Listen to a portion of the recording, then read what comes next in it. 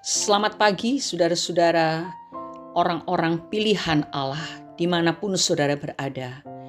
Kita patut bersyukur karena pagi hari ini Tuhan mau berbicara kepada kita untuk mendidik kita agar hidup di dalam kebenaran. Renungan hari ini, Sabtu 30 Juli 2022 berjudul Jangan Kasar.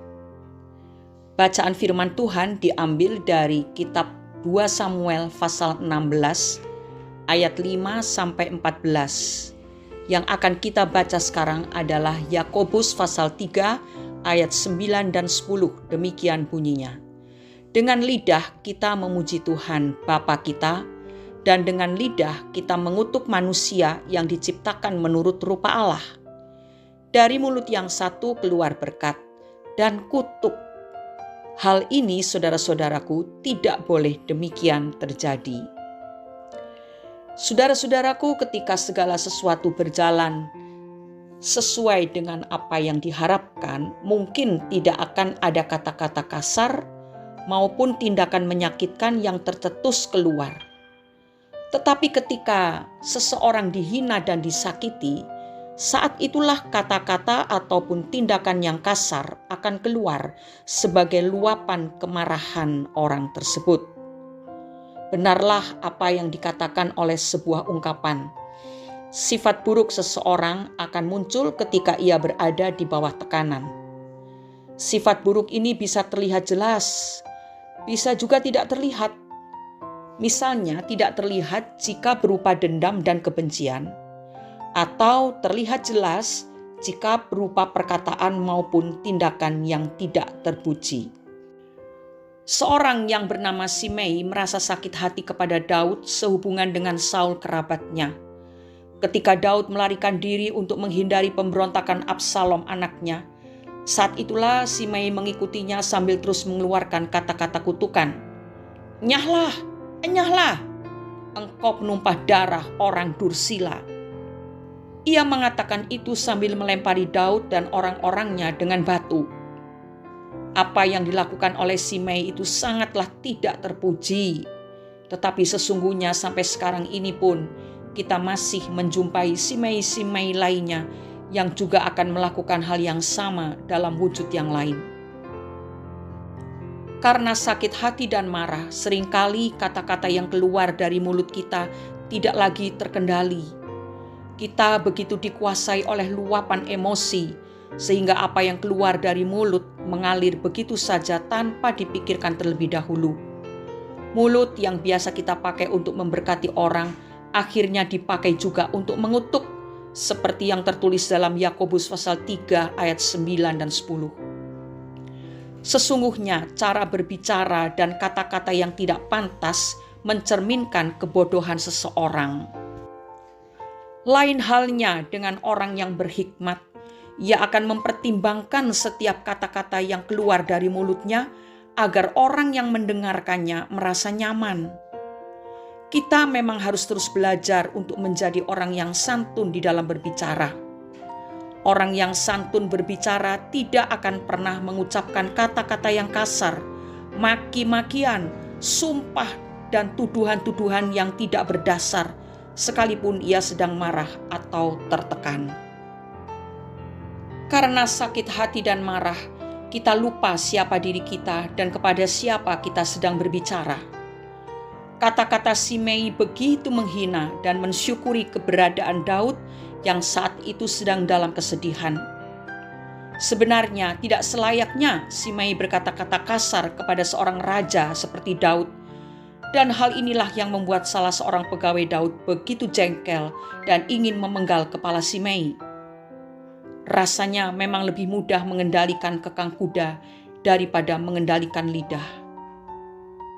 Mari saudara-saudara, pagi hari ini kita sama-sama mengoreksi diri pribadi masing-masing dan kita persilahkan Roh Kudus menerangi hati kita.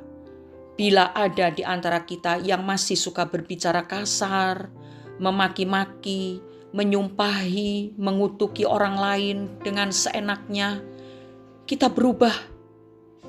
kita tinggalkan kebiasaan keburuk yang seperti ini. Berapa banyak bawahan yang masih berani berkata kasar terhadap atasannya?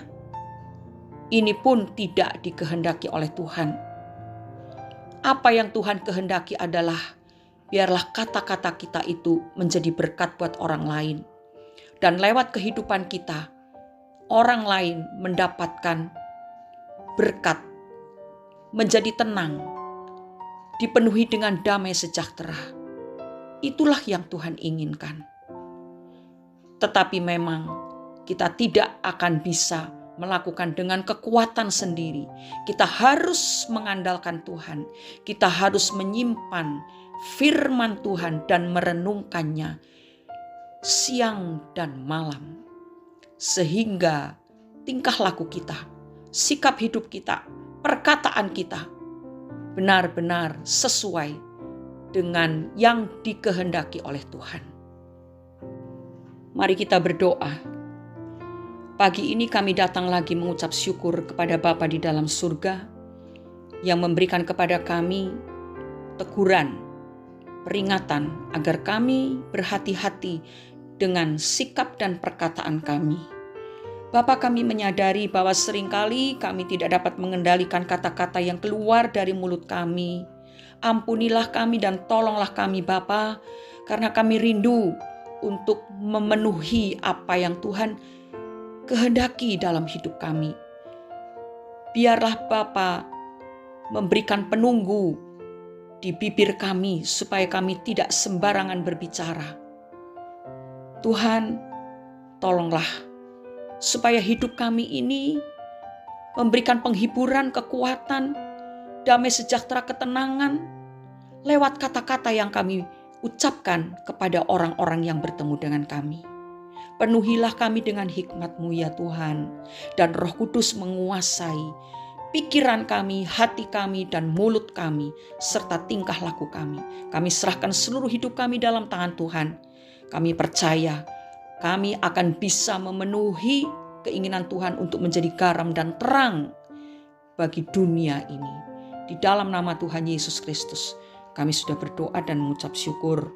Amin. Kata-kata kasar dan makian hanya menunjukkan kebodohan dari orang yang mengucapkannya. Selamat berakhir pekan, saudara. Biarlah di akhir minggu ini kita lebih banyak merenungkan firman Tuhan, supaya hidup kita ini menjadi suatu hidup yang indah di pemandangan Tuhan dan juga indah di pandangan sesama kita. Biar nama Tuhan dipermuliakan lewat kehidupan kita. Tuhan Yesus memberkati kita semua. Amin.